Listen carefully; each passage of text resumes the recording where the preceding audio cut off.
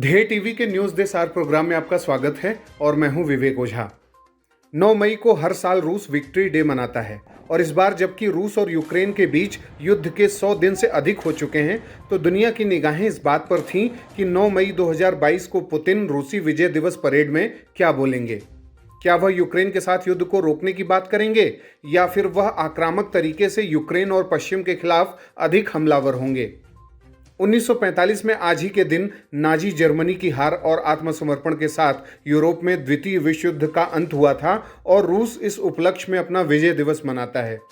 इस खास अवसर पर रूस के राष्ट्रपति व्लादिमीर पुतिन ने 15 देशों को बधाई संदेश भेजे हैं, जिसमें यूक्रेन भी शामिल है। संदेश में लिखा गया है कि 1945 की तरह ही जीत हमारी होगी। संदेश में आगे पुतिन ने अपने सेना की तारीफ करते हुए कहा है कि अपने पूर्वजों की तरह ही हमारे सैनिक मातृभूमि को नाजी ताकतों से मुक्त करने के लिए लड़ रहे हैं। आज हमारा कर्तव्य है नाजीवाद को रोकना, जिससे विभिन्न देशों के लोगों को बहुत पीड़ा हुई। पुतिन ने कहा कि मुझे उम्मीद है कि नई पीढ़ियां अपने पिता और दादा की स्मृति के योग्य हो सकती हैं। रूस ने इस परेड में अपने इंटरकॉन्टिनेंटल बैलिस्टिक मिसाइल का भी प्रदर्शन किया। विक्ट्री डे परेड में पुतिन ने कहा कि वेस्ट हमारी भूमि पर आक्रमण करने की तैयारी कर रहा है। पुतिन ने कहा कि यूक्रेन हमला इसलिए जरूरी हो गया था क्योंकि पश्चिम के देश क्रीमिया सहित रूस की भूमि पर हमला करने की तैयारी में थे। पुतिन ने कहा कि नाटो एक्टिवली हमारे भूक्षेत्र को निशाना बनाए हुए था। यह हमें किसी भी रूप में स्वीकार्य नहीं है। हम यूक्रेन में नव नाजीवादियों की बात कर रहे हैं, जिसके साथ अमेरिका और उसके पार्टनर्स मिलकर काम कर रहे हैं। पुतिन ने यह भी कहा कि यूक्रेन नाटो से बिल्कुल आधुनिकतम हथियार प्राप्त कर रहा है और इसीलिए उनका यूक्रेन पर युद्ध करने का निर्णय बिल्कुल सही कदम और सही निर्णय है। पुतिन ने अपने विक्ट्री डे परेड के भाषण में कहा कि पूर्वी यूक्रेन में रूसी सेनाएं हमारे मदरलैंड या होमलैंड को डिफेंड कर रही हैं और ये बिल्कुल जायज़ है। रूसी प्रेसिडेंट का कहना था कि पूरे राष्ट्र की यानी पूरे रशिया की यह ड्यूटी है कि सेकेंड वर्ल्ड वॉर जनरेशन की स्मृतियों को सुरक्षित रखें, क्योंकि इसी ने रूसी लोगों को विजयी बनाने की नींव रखी थी।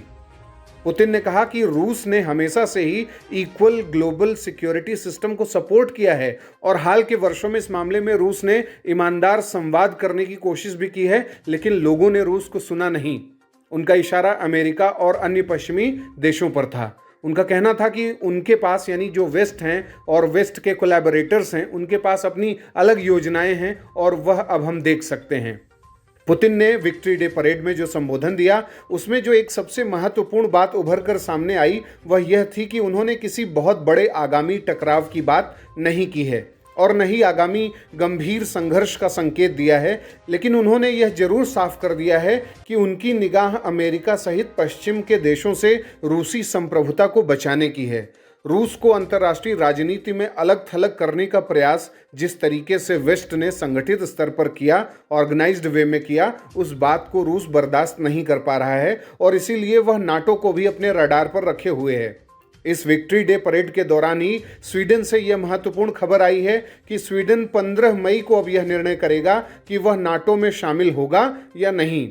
इसका मतलब साफ है कि रूस की आक्रामक गतिविधियों का प्रभाव पूरी दुनिया पर पड़ रहा है और कोई भी राष्ट्र एक तरफा कदम बिना सोचे समझे नहीं उठा सकता। अब कमेंट बॉक्स में आप हमें अपना ओपिनियन बताएं कि क्या यह युद्ध रुक सकता है, आगामी समय में यह युद्ध रुकने जा रहा है या इस संघर्ष के और ज़्यादा आक्रामक होने की संभावना होगी। अगले कार्यक्रम के साथ जल्दी हाजिर होंगे। इजाज़त दीजिए। नमस्कार।